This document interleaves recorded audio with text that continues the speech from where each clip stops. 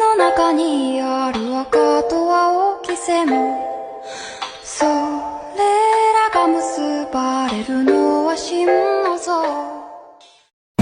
Magandang hapon sa inyong lahat. Ako si George Birondina. Hayaan ninyo sanang hiramin ko ang inyong tainga at oras sapagkat nais kong ibahagi ang aking advokasiyang pangwika tungkol sa pamagat na pagmamahal sa wikang atin at ito ay pagtibayin natin.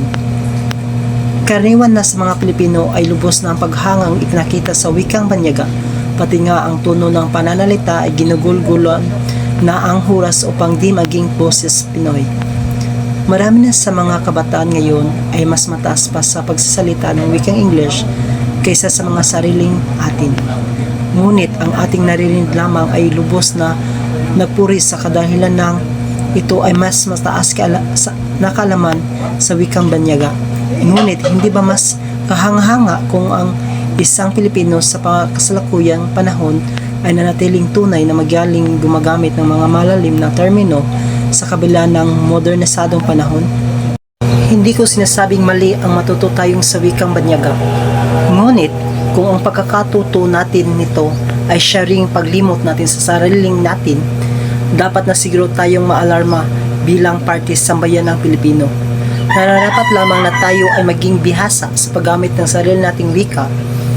Kahit pa man sa patuloy na pagbabago sa ating lipunan, ang pagpapanatili ng wikang Pilipino ay kinakailangan isulong at huwag kalimutan.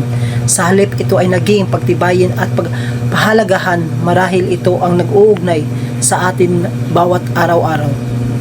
Tandaan na ang pagkakaroon ng sariling wika ay katumbas ng pagkakaroon ng sariling paa, sapagkat ito ay nagsisilbing susi upang maunawaan at magkaisa tayo tungo sa kaunlaran.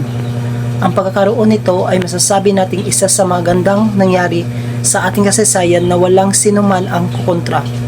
Isang patunay na tayo ay malaya na mula sa pananakop. Isang patunay kung gaano katapang ang ating ninuno makamit lamang ang kalayaang tinatamasa natin ngayon sa kasalukuyan.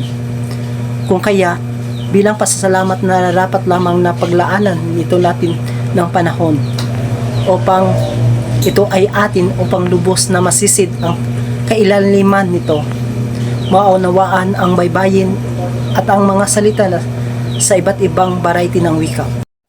Bilang Pilipino, wikang Filipino ay ating tangkilikin sapagkat ito ay tunay na atin. Malaga na maunawaan natin na hindi basihan ang pagsasalita ng wikang English sa pagiging edukado.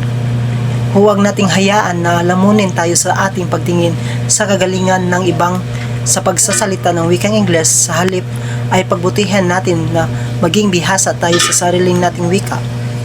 Huwag nating hayaan na ang ipaglaban noon ng karamihan ay mauwi sa wala. Ipakita natin na tayo'y mga Pilipino sa isip at salita, taas noo kahit kanino.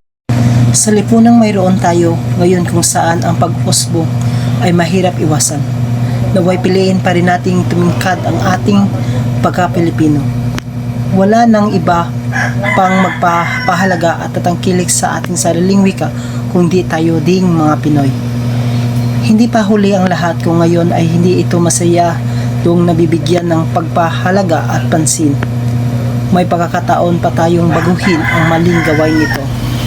Ako ay lubos na naniwala na sa pamamagitan ng sama-sama nating pagsisikap ay bigyang hustisya ang ating wika ay ang mga taong nagbuwis buhay upang ipaglaban ito. Wikang Pilipino ay huwag nating ikahiya bagkos ating ipinakita na patuloy iyong gamitin sapagkat ito ay tatak ng ating pagka-Pinoy. Ng liping kakulay natin. At sabi pa ni Dr. Jose Rizal sa kanyang buhay, ang hindi marunong magmahal sa sariling wika ay higit pa sa mabaho at malansang isda. At sabi rin niya na ang kabataan ay ang pag-asa ng bayan.